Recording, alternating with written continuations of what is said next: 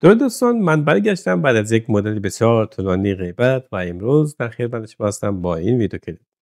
در این ویدیو کلیپ با هم دیگه میریم سراغ برنامه محبوب OBS و هدف ما از این کار اینه که نویز صدا را در این برنامه محبوب کاهش بدیم.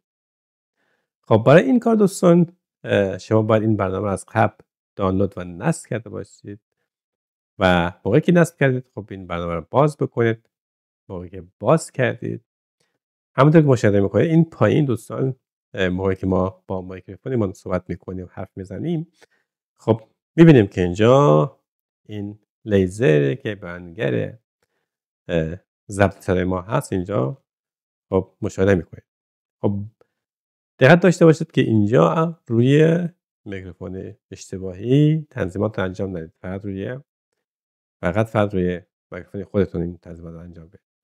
خوبی این برنامه اینه که شما میتونید چندین تا میکروفون در این برنامه نصب بکنید. خب حالا شما میتونید همین تنظیمات را روی همه این میکروفون ها انجام بدید.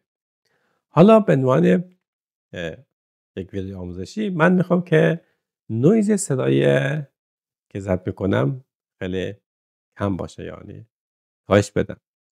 خب برای این کار من در همین جا دوستان روی میکروفون خودم یک علامت 3 نقطه اینجاست. اگر شما OBSتون رو چی نکرده باشید، آپدیت نکرده باشید، این به عنوان این چرخ‌دنده‌ای به این سمت راست یا به این گوشه هست. خب به هر حال اگر آپدیت کردید این به طور 3 نقطه است. خب روی 3 نقطه کلیک میکنم. اینجا روی فیلتر کلیک میکنم.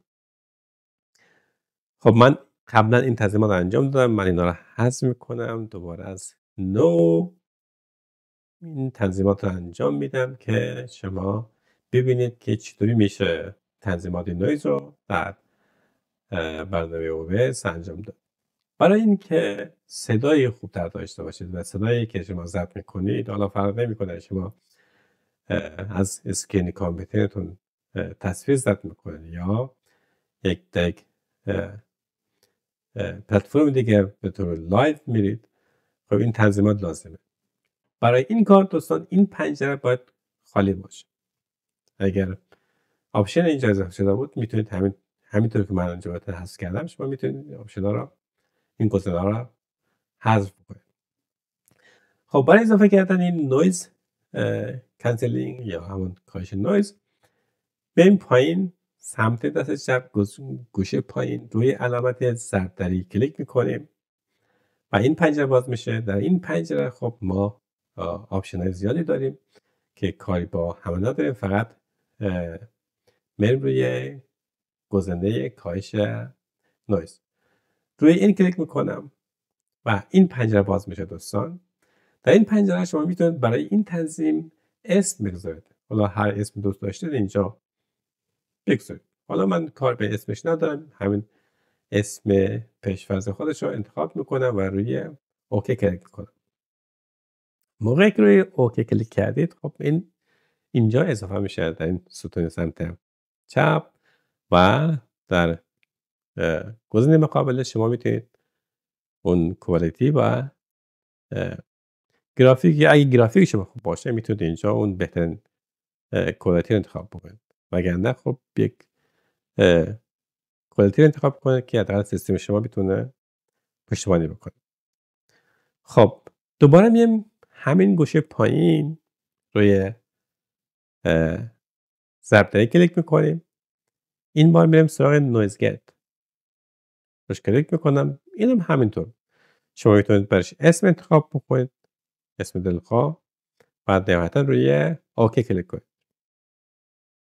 موقعی که این دو تا گزینه فقط مربوط این کاهش نویز میشه اضافه شد، خب این آپشن ها باز میشه و شما میتونید با استفاده از این تنظیمات، از این فلش ها و یا از این دکمه کشی با کلیک کردن و نگه داشتن به سمت جلو عقب کشیدن میتونید نویز صدای ضبط شده برنامه OBS رو کاهش بدید.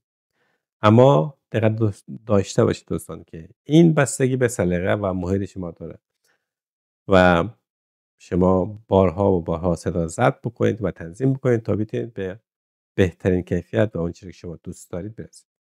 و خیلی اگه زیاد بکنید و خیلی هم کم بکنید، خب این روی کیفیت صدای شما تاثیر میذاره. و این هم خب بستگی به محیط شما داره. اگر شما در محیطی هستید که سرصدا زیاده یا در کنار یک جاده و یک بازارش رو زندگی میکنید که آلودگی صوتی زیاد هست، خب این برنامه این تنظیمات واقعا برای شما میخوره. وگرنه در یک اتاق ساکت و آرام خب این تنظیمات اصلا لازم نیست.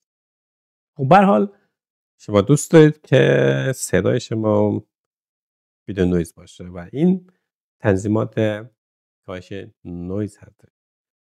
شما باید اینجا خیلی با دقت و حوصله و ظرافت این تنظیمات انجام بدید. خیلی ساده است. شما میتونید با استفاده از این فلش ها بالا و پایین کم زیاد بکنید یا با استفاده از این دوتا این کار انجام بدید. ولی خب باید چندین بار این تنظیمات انجام بدید، صدا رو ضبط بکنید، گوش بدید، تست بکنید و اون بهترین کیفیت و بهترین تنظیمات رو انتخاب بکنید. همین. و در نهایت شما میتونید روی این گزینه کلوز پنجره ببندید و این تنظیمات ذخیره میشه. خب دوستان، رسیدیم به پایان این آموزش. اگر این ویدیو رو دوست داشتید حتما لایک بکنید و اگر هنوز عضو کانال من نشدید خوشحال میشم که سابسکرایب بکنید و اگر نقد و نظری داشتید حتما در زیر این ویدیو برای من بنویسید و من خوشحال هم شد. تا یک ویدیو کلیپ دیگر شاد باشید. بدرود.